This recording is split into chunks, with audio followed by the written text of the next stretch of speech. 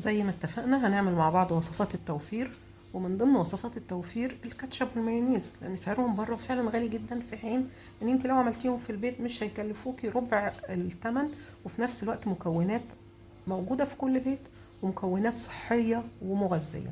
هعمل معاكم النهاردة المايونيز بالطريقة الأصلية، وإن شاء الله هعمل لكم أكتر من طريقة بعد كده.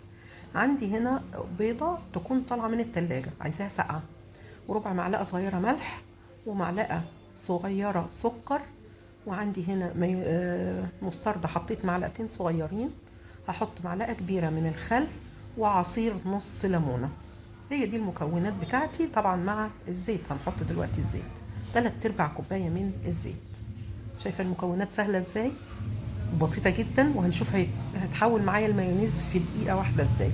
جبت الهاند بلندر وهحطها فوق البيضة كده في الأول، وابتدي أضرب لمدة كام ثانية، وبعد كده الضرب يبقى متقطع، بمعنى أفصل وأضرب أفصل وأضرب. هتلاقيه ابتدى إيه، يتخن وقوامه يتخن معايا، وابتدي أحرك الهاند بلندر في كل